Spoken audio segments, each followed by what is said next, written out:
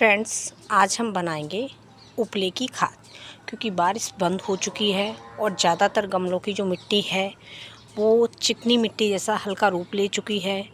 और क्या है कि कंटिन्यू बारिश होने की वजह से और 2-3 महीने से बारिश हो रही है, तो जो गमलों की मिट्टी है उसे अब खाद की ज़रूरत है। तो सबसे बेस्ट खाद मैं उपले की खाद मानती हूँ और आज मैं इस उपले से आपको एक खाद बना के दिखाऊंगी जिसका पूरा प्रोसेस बनने का 3 महीने का है। अगर आप 3 महीने में कंटिन्यू बनाने के बाद उसे यूज करेंगे तो मैंने इस खाद को बनाकर रख दिया था और आज मैं आपको बताती हूँ कि मैंने कैसे बनाया था। अगर आपके पास बनी हुई रखी हो तो आप अभी कोई खाद को यूज कर सकते हैं। इसे 10 से 15 दिन में भी यूज कर सकते हैं। इंस्टेंट 24 घंटे में भी बना के यूज कर सकते हैं। लेकिन जो कंप्लीट बन के तैयार होती है वो 3 महीने के प्रोसेस में होती है। देखिए, मैंने ये बना कर रखी थी और इसकी सबसे बड़ी पहचान है कंप्लीट बनने के बाद ये इस तरीके से इसमें ये बनने वाला झाग। और इसमें कोई भी स्मेल नहीं है क्योंकि ये मैं हर 2-3 दिन के बाद इसको चलाती रहती थी और इसे मैंने ढक के रखा था, जिसकी वजह से इसमें कोई कीड़े वगैरह नहीं पड़े हैं। इसको मैंने बिल्कुल बंद करके रखा था और 2-3 दिन बाद मैं इसको चला देती थी। मतलब मिक्स करने से क्या होता है कि इसमें कीड़े वगैरह नहीं पनपते हैं। अगर आपने अभी तक नहीं बनाई है तो अभी आप अपने प्लांटों के लिए बना सकते हैं। सबसे पहले इसको उपले को हमें महीन महीन तोड़ना है। आप किसी ईंट की हेल्प से या किसी हथौड़ी वगैरह की हेल्प से इसको महीन तोड़ सकते हैं। हाथ से बहुत आसानी से जल्दी टूट जाता है, लेकिन हाथ से थोड़ा हार्ड होता है और बिल्कुल सूखा हुआ है ये। इसको महीन तोड़ने के बाद हमें पानी में डालना है। तो शुरुआत में तो थोड़ा भूसा जैसा हमें ऊपर तैरता हुआ दिखाई देगा। उसके बाद आपको क्या करना है, ये हल्का होता है तो आप इसको पानी में डालने के बाद, जैसे मैंने ये 15 लीटर की बाल्टी होगी मेरी, तो मैंने ये इसमें लिया था तो उसमें पूरी थोड़ी सी खाली रखी थी मैंने। तो इसको डालने के बाद ऊपर से कोई भारी चीज़ रख सकते हैं, जैसे ईंट वगैरह से दबा के आप रख सकते हैं। फिर ये धीरे धीरे नीचे बैठ जाएगा। इसमें थोड़ी सी स्मेल शुरुआत में आएगी, लेकिन जब हम उसे 2-3 दिन के बाद चलाते रहेंगे तो स्मेल वगैरह भी बिल्कुल आना बंद हो जाएगी। इसे आप 50 दिन में भी यूज कर सकते हैं, 2 महीने में भी यूज कर सकते हैं और लेकिन सबसे बेस्ट ये 3 महीने का रहता है। मेरा ये 3 महीने की कंप्लीट बनकर तैयार हुई है उपले। जब ये खाद पूरी तरीके से बनकर तैयार हो जाएगी तो जो उपले हैं वो टच करने पर बिल्कुल ही, देखिए हम उन्हें टच करेंगे, बिल्कुल कंपोस्ट हो चुके हैं। तो यानी कि ये खाद की असली पहचान है कि ये खाद बनकर बिल्कुल तैयार हो चुकी है। ऊपर का पानी जो होगा वो हल्का हल्का सा हमें गंदा, मतलब ऐसा मिक्स फर्टिलाइज़र बनके तैयार हो जाएगा। और जो ऊपर का ये इसमें जो उपले वगैरह का जो मटेरियल है इसमें जो, उसे हम निकाल के अलग कर देंगे और हमें सिर्फ इस पानी का यूज करना है। और जो उपले वगैरह हम के गत्ता वगैरह ये जो हैं वो निकालेंगे तो उसको हम ड्राई खाद के रूप में यूज़ करेंगे, जो हम प्लांट लगाएंगे उनमें। इसको 1-2 दिन सुखाने के बाद हम आसानी से यूज कर सकते। तो ये जो काउटन का वो बनाया है मैंने कंपोस्ट, इसको हमें डायरेक्ट प्लांटों पे अप्लाई नहीं करना है। इस टॉनिक को हमें पौधों में देने से पहले, जैसे मैंने 1 लीटर अगर इसको लिक्विड खाद को लिया है इस टॉनिक को, तो उसमें हमें 4 लीटर पानी मिलाना है। इसको सभी प्लांटों में दे सकते हैं, इंडोर प्लांट, आउटडोर प्लांट, गुलाब। मैं तुलसी में नहीं दूंगी, वैसे तुलसी में जो लोग खाद वगैरह देते हैं वो दे सकते हैं। मेरी तुलसी का प्लांट ऑलरेडी बहुत हेल्दी है और मैं उसमें कोई खाद का प्रयोग नहीं करती हूँ।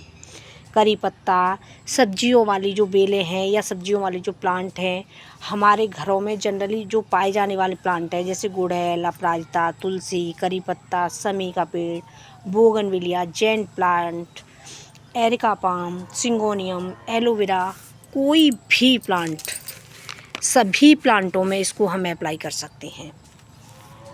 महीने में 1 बार आप दे सकते हैं। ये प्लांटों के लिए एक संपूर्ण मतलब आहार है। इसे हम कह सकते हैं कि इसे देने के बाद प्लांटों को किसी और लिक्विड या किसी तरह की खाद की ज़रूरत नहीं पड़ेगी। ये कंप्लीट फूड है। इसमें NPK के साथ साथ माइक्रो न्यूट्रिएंट्स भी हैं। इसे 1 महीने में 2 बार भी दे सकते हैं। प्लांट अलग ही शाइन करेंगे, मतलब पत्तों में इतना सुंदर शाइन प्लांटों में कि प्लांट बहुत ही सुंदर और हेल्दी हो जाएंगे। जिस तरह से हमें खाने की ज़रूरत पड़ती है उसी तरीके से प्लांटों को भी ज़रूरत पड़ती है। उनकी ग्रोथ के, पौधों की ग्रोथ के लिए बहुत ज़रूरी होता है कि हम उन्हें कोई लिक्विड खाद या ड्राई खाद के रूप में थोड़े टाइमिंग के बाद कुछ देते रहें। बहुत लोगों को पता होता है कि प्लांटों को खाद देना है, वो ऐसा नहीं कि देते नहीं, देते हैं। जैसे किसी ने चाय की पत्ती देना शुरू किया तो वो सारे प्लांटों को चाय की पत्ती, रेगुलर चाय की पत्ती दिए जा रहे हैं। उससे क्या होगा, शुरुआत में प्लांट आपके ग्रोथ करेंगे, फिर धीरे धीरे प्लांट ख़राब होने लगेंगे और वो जाके नए प्लांट ले आएंगे। अगर आप प्लांट लगाते हो और परमानेंट प्लांट लगाते हो तो आपके घर में वो सालों साल चलने चाहिए। तो आपका गार्डनिंग करने से फ़ायदा है। आप प्लांट लगाते हो, 1 साल बाद प्लांट ख़राब होते, बहुत से लोग कहते हैं हमारे यहाँ तुलसी नहीं चलती। मेरे यहाँ कभी भी मेरा तुलसी का प्लांट ख़राब नहीं होता, मेरा गमला कभी खाली नहीं होता। सर्दियों में भी मेरा प्लांट नहीं ख़राब होता और मैं कभी भी उसको अंदर नहीं रखती हूँ, तब भी मेरा प्लांट सर्दियों में नहीं मरता। अब जो प्लांट हमने लगाए हैं, धीरे धीरे वो प्लांट हमारे गार्डन का एक हिस्सा बन जाता है। आप जो मैंने काऊ डंग लिक्विड फर्टिलाइज़र बनाई है, ऐसा नहीं कि ये गाय के गोबर से ही बनाएं। आप इसको जो भैंस के गोबर के उपले होते हैं उससे भी बना सकते हैं। किसी भी तरह के गोबर के उपलों से आप बना सकते हैं, बस ज़रूरत है तो उपलों की। आप जैसे जो लोग शहर में रहते हैं वो उपले कहाँ से लाएं, तो आप मार्केट में भी बहुत सारी कॉलोनियों में भी बिकने आते हैं, उनसे ले सकते हैं।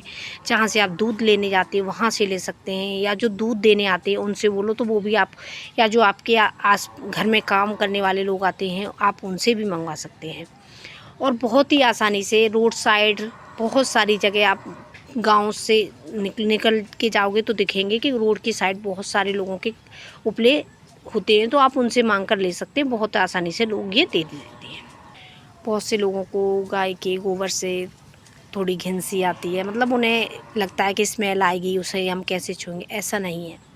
गाँव में अब भी चूल्हे पर खाना बनता है और उस खाने का स्वाद भी अलग होता है। लिट्टी चोखा आज भी उपलों में ही बनाया जाता है और बहुत सारे लोग शहरों में भी चूल्हे का प्रयोग करते हैं। तो जो गाय के या भैंस का जो गोबर होता है उसके उपले होते हैं, सूखने के बाद उनमें कोई स्मेल नहीं रहती है और ना ही उनसे कोई बदबू वगैरह, जैसे छूने में वो सूखने के बाद एकदम बिल्कुल लकड़ी जैसे हो जाते हैं, तो उनसे कोई भी दिक्कत नहीं होती है। जो लोग गार्डनिंग करते हैं उनको इससे कोई दिक्कत नहीं होती है।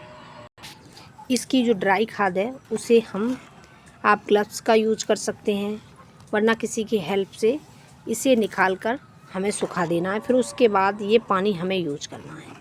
इसे छानने की भी ज़रूरत नहीं है, क्योंकि हम सभी प्लांटों में इसे आसानी से, इसमें मैं 1 लीटर इसको लेने के बाद इसमें 4 लीटर पानी मिक्स करने के बाद फिर सभी प्लांटों पे।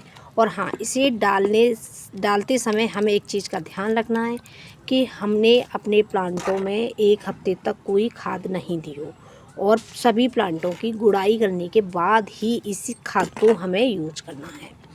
तो ये एक संपूर्ण आहार है हमारे प्लांटों के लिए, और इसे आप एक बार ट्राई करके देखिए। इतना बेटर रिजल्ट मिलता है, बहुत ही अच्छा। मैंने आज तक अपने प्लांटों को कोई भी मार्केट से लाकर खाद नहीं दी, चाहे मैं ड्राई रूप में दूं या फिर मैं लिक्विड रूप में दूं। मैं सभी प्लांटों को सिर्फ़ और सिर्फ किचन वेस्ट, गोबर की खाद और लिक्विड खाद, जैसे ऑनियन पील फर्टिलाइज़र, बनाना पील फर्टिलाइज़र, या फिर ये लिक्विड टॉनिक जो उपलों से बना है, बस यही सारी चीज़ें देती हूँ। अब इसको मैं टोटल प्लांटों में यूज करूँगी, और मैं ये यूज करूँगी, और मैंने दूसरी बनने रख दी है जो मैं दूसरी बार अपने सारे प्लांटों में यूज करूँगी। तो देखिए मेरे पास तो काफ़ी सारी है जो मेरे सारे प्लांटों के एक बार में यूज हो जाएगी, क्योंकि ये टोटल मेरे पास 10 लीटर है, और 10 लीटर में मैं इसमें जो पानी मिलाऊंगी उस हिसाब से मेरे पास 40 से 50 लीटर ये बन के तैयार हो जाएगी। तो आप भी इसी तरीके से ये खाद बनाकर तैयार अगर आप ज़्यादा टाइमिंग के लिए नहीं रखना चाहते हैं तो आप जैसे ये आप बनाएंगे तो आपको 3-4 दिन में यूज़ करना है, तो आप इसमें हल्दी मिला सकते हैं, क्योंकि अभी बहुत सारे प्लांटों में बारिश के बाद फंगस वगैरह का थोड़ा सा दिक्कत हो जाती है, तो आप इसमें हल्दी का यूज़ कर सकते हैं। वैसे तो इसमें किसी चीज़ की ज़रूरत नहीं है, क्योंकि ये मेरे 3 मंथ की कंप्लीट खाद है।